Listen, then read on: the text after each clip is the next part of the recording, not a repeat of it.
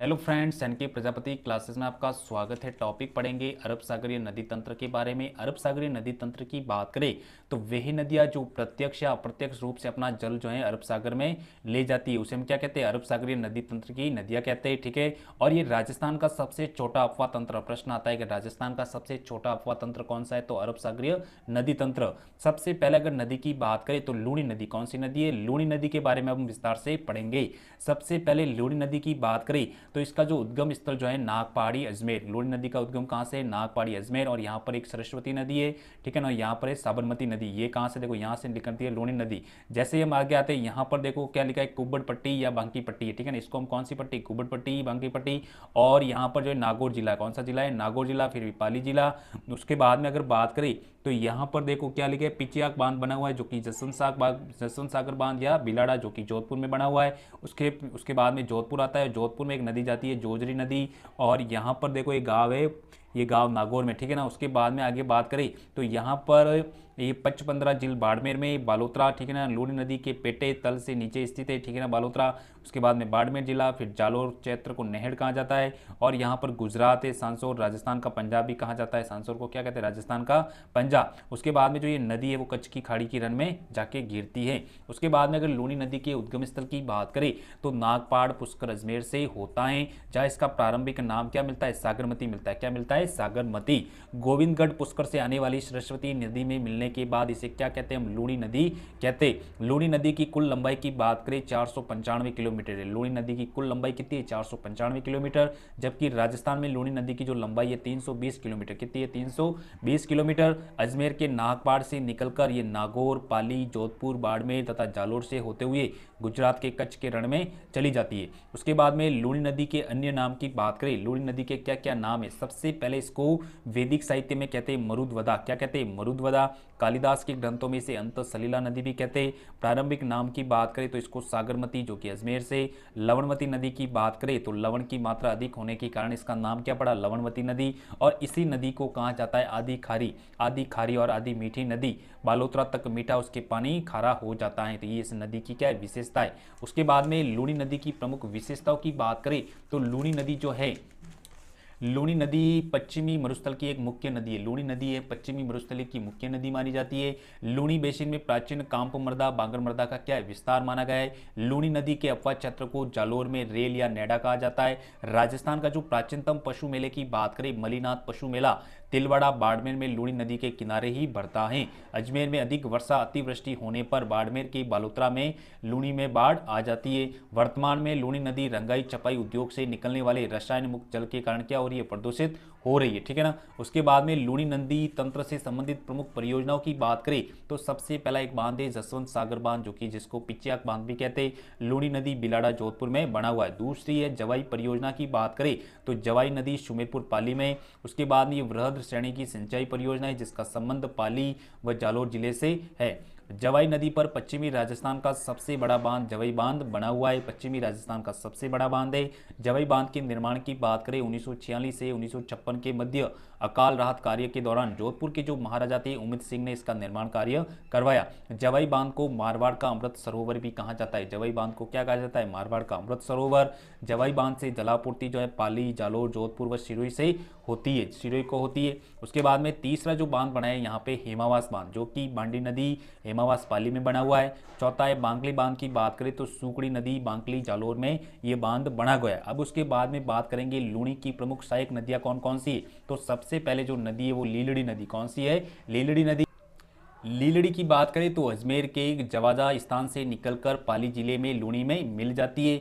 दूसरी जो इसकी नदी है मीठड़ी नदी। अब मीठड़ी नदी की बात करें अरावली पाली के निकट से निकलकर पाली बाड़मेर में बहते हुए पवाला गांव के निकट लूणी में मिल जाती है। उसके बाद में बांडी नदी की बात करें तो अरावली पहाड़ियों से निकलकर यह नदी लालसनी गांव पाली के पास लूणी में मिल जाती है। बांडी सेकेंड अरावली की पहाड़ियाँ सिरोही से निकलकर जालोर में सुकड़ी थर्ड में मिल जाती है, ठीक है ना। उसके बाद में सुकड़ी नदी की बात करें तो अरावली से निकलकर सरदार संबंध पाली में गिरती है और अरावली से निकलकर पाली जिले में बहती हैं। सुकड़ी 3 की बात करें तो खारी और जवाई के संगम के पश्चात सुकड़ी के नाम से इसको जाना जाता है। जवाई की बात करें इसका उद्गम गोरिया ग्राम पाली से होता है, ठीक है ना। जवाई की जो सहायक नदी की बात करें, मथई नदी के किनारे रणकपुर जैन मंदिर बना हुआ है। जवाई नदी बिराना गांव जालोर में, ये खारी नदी में मिल जाती है, तत्पश्चात ये लूणी में मिल जाती है। उसके बाद में सागी नदी की बात करें तो अरावली की पहाड़ियाँ, सिरोही में, लूणी में सबसे अंत में मिलने वाली सहायक नदी मानी जाती है सागी नदी, और ये बाड़मेर में लूणी में मिल जाती है।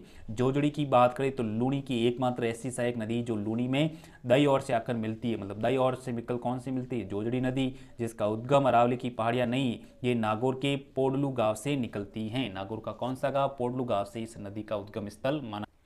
दूसरी नदी की बात करें तो माही नदी की बात करेंगे। सबसे पहले लूणी नदी, दूसरी है माही नदी। अब माही नदी को आदिवासियों की गंगा कहा जाता है। आदिवासियों की गंगा किसे कहते हैं, माही नदी को, कांटल की गंगा और दक्षिणी राजस्थान की गंगा भी इसी को कहते हैं। गंगा नदी, माही नदी के विस्तार की बात करें तो 3 राज्यों में इसका विस्तार है। सबसे पहले मध्य प्रदेश, दूसरा राजस्थान, तीसरा गुजरात। माही नदी की कुल लंबाई की बात करें 576 किलोमीटर है, जबकि राजस्थान में इसकी लंबाई कितनी है, 171 किलोमीटर। माही नदी के अपवा क्षेत्र को चप्पन का मैदान भी कहा जाता है, चप्पन का मैदान या दूसरा कांटल का मैदान कहा जाता है। माही नदी का उद्गम की बात करें तो थार मध्य प्रदेश की विंध्याचल पर्वत श्रेणी की मेहंद झील से होता है। राजस्थान में माही नदी जो है खांडू ग्राम बांसवाड़ा में प्रवेश करती है। इसका जलग्रहण क्षेत्र की बात करें तो दक्षिणी राजस्थान में बांसवाड़ा, डूंगरपुर, प्रतापगढ़ और उदयपुर माना गया है। उसके बाद में माही नदी जो है खंभात की खाड़ी गुजरात में जाकर गिरती है, तो ये याद रखना है। उसके बाद में दूसरा है माही नदी की प्रमुख विशेषताओं की बात करें तो माही नदी जो है कर्क रेखा 23.5 उत्तरी अक्षांश को 2 बार काटती है, ये चीज अपन को याद रखनी है।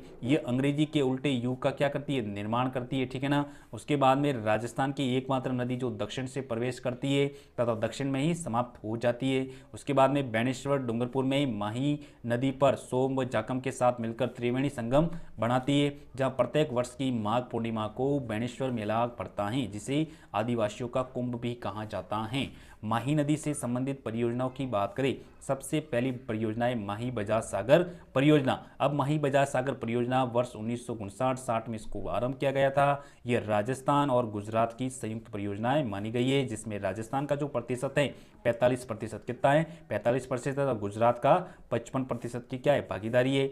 माही नदी पर बोरखेड़ा बांसवाड़ा में माही बजाज सागर बांध बना हुआ है, जो कि राजस्थान का सबसे लंबा बांध है। राजस्थान का सबसे लंबा बांध कौन सा है, माही बजाज सागर बांध, जो 3109 मीटर ठीक है लंबा है। उसके बाद में दूसरा है कागदी पिकअप बांध की बात करें तो माही नदी पर बांसवाड़ा में कागदी पिकअप बांध बना हुआ है, जिसके सभी गेट खोलने पर डैम में एक भी बूंद पानी नहीं रहता। उसके बाद में तीसरा है भिकाभाई सागवाड़ा परियोजना की बात करें तो सिंचाई लाभ हेतु माही नदी पर साइफान का निर्माण करके भिकाभाई सागवाड़ा नहर निकाली गई। इस परियोजना से डूंगरपुर के सागवाड़ा क्षेत्र में क्या की जाती है, सिंचाई की जाती है। इसका नामकरण जो है वागड़ के स्वतंत्रता सेनानी स्वर्गीय भिकाभाई बिल के नाम पर किया गया। उसके बाद में चौथा जो बांध है कड़ाना बांध की बात करें तो जो कड़ाना बांध है माही नदी पर गुजरात के महिसागर जिले में माही नदी पर स्थित है। माही नदी की सहायक नदियों की बात करें तो सबसे पहले सोम नदी, जाखम, चाप, अनास, मोरैन व इरू नदी इसकी सहायक है। माही नदी में सबसे पहले मिलने वाली सहायक नदी की बात करें तो इरू नदी, कौन सी नदी है, इरू नदी, जो माही बजाज सागर परियोजना से पहले मिलती है। राजस्थान में माही नदी में सबसे अंत में मिलने वाली जो सहायक नदी है वो अनास नदी, कौन सी नदी है, अनास नदी, जो दक्षिण की ओर आकर माही में मिलती है। उसके बाद में सबसे पहले जाखम नदी की बात करें तो जो जाखम नदी है माही नदी की मुख्य सहायक नदी मानी गई है, जिसके उद्गम की बात करें भंवर माता की पहाड़िया जाखमिया ग्राम प्रतापगढ़ से होता है, और ये बेणेश्वर डूंगरपुर में आकर माही नदी में मिल जाती है। यहाँ सोम नदी भी आकर माही नदी में मिलती है, और तीनों मिलकर त्रिवेणी संगम बनाती है। कौन सा संगम, त्रिवेणी संगम, जहाँ बेणेश्वर मेला आदिवासियों का क्या लगता है, कुंभ लगता है। उसके बाद में आगे बात करें तो आगे जो है सरमई तथा करमई जाखम की प्रमुख सहायक नदी है। एक तो सरमई और दूसरी है करमई। करमई नदी जो है जाखम नदी में प्रतापगढ़ में मिलती है तथा जाखम बांध बना हुआ है, तथा सरमई नदी भी प्रतापगढ़ में जाखम नदी से मिलती है, जहाँ सीता माता अभ्यारण्य बना हुआ है। उसके बाद में सोम नदी की बात करें तो सोम नदी का जो उद्गम है बिचामेड़ा की पहाड़िया ऋषभदेव उदयपुर में से होता है, और ये बेणेश्वर डूंगरपुर में आकर माही नदी में मिल जाती है। यहाँ सोम, माही, जाखम तीनों मिलकर त्रिवेणी संगम बनाती है। गोमती, टिड्डी व झुमरी सोम नदी की प्रमुख क्या है, सहायक नदियाँ है। उदयपुर में सोम नदी पर सोम कागदर परियोजना तथा डूंगरपुर में सोम नदी पर सोम कमलांबा परियोजनाएं स्थित है। ईरू नदी की बात करें तो माही नदी में सबसे पहले मिलने वाली सहायक नदी कौन सी है? ईरू नदी, जो माही में उत्तर की ओर आकर माही बजाज सागर परियोजना से पहले मिलती है। ईरू का प्राचीन नाम क्या था? एराव था। कौन सा था? एराव नदी। उसके बाद में आगे अनास नदी की बात करें तो राजस्थान में माही नदी में सबसे अंत में मिलने वाली सहायक नदी कौन सी? अनास नदी, जिसके उद्गम स्थल की बात करें तो आबोर ग्राम की पहाड़ियां मध्य प्रदेश से होता है। राजस्थान में अनास नदी जो है मेलेडी, खेड़ी, बांसवाड़ा से प्रवेश करती है और गलियाकोट, डूंगरपुर में ये माही नदी में मिल जाती है, जहां दाऊदी बोहरा संप्रदाय का क्या लगता है? उर्स लगता है। उसके बाद में पश्चिमी बनास नदी की बात करें तो जो पश्चिमी बनास नदी है जिसका उद्गम नया सनवाड़ सिरोही के निकट अरावली की पहाड़ियों से होता है और सिरोही में प्रवाहित होते हुए पश्चिमी बनास गुजरात के बनासकांठा जिले में ये प्रवेश करती है। कच्छ की खाड़ी गुजरात में विलुप्त हो जाती है। इसकी सहायक नदी की बात करें तो सूकली सीपू नदी। कौन सी है? सूकली सीपू नदी।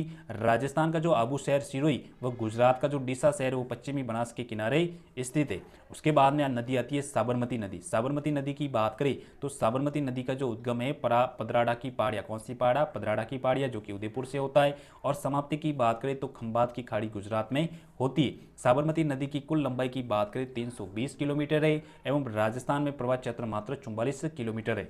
गुजरात की राजधानी गांधीनगर, अहमदाबाद शहर और साबरमती आश्रम साबरमती नदी के किनारे ही बसे हैं। साबरमती नदी की प्रमुख सहायक नदियों की बात करें तो मानसी नदी, वाकल नदी, सेई नदी, हतमती, मेथा, याजम, वेत्रक साबरमती की प्रमुख सहायक नदियां मानी गई है। मानसी वाकल परियोजनाओं की बात करें तो जो ये परियोजना है राजस्थान सरकार व हिंदुस्तान जिंक लिमिटेड की एक संयुक्त परियोजना मानी गई है, जिसमें क्रमशः 70:30 की क्या है? साझेदारी है। और राजस्थान की जो सबसे लंबी जल सुरंग भी यहीं पर है। उसके बाद में सई परियोजना की बात करें तो राजस्थान की जो साबरमती की जो सहायक नदी सई नदी पर उदयपुर में सई परियोजना निर्मित है, जिसका निर्माण जवाई बांध में पानी की आवक बनाए रखने हेतु किया गया था। और ये राजस्थान की पहली जल सुरंग है। राजस्थान की पहली जल सुरंग कौन सी? सई परियोजना। ठीक है, तो ये हमारा टॉपिक था राजस्थान में प्रमुख अफवाह तंत्र के बारे में। अगर आपको वीडियो अच्छा लगा हो तो चैनल को सब्सक्राइब करें, लाइक करें, कमेंट करें। Thank you.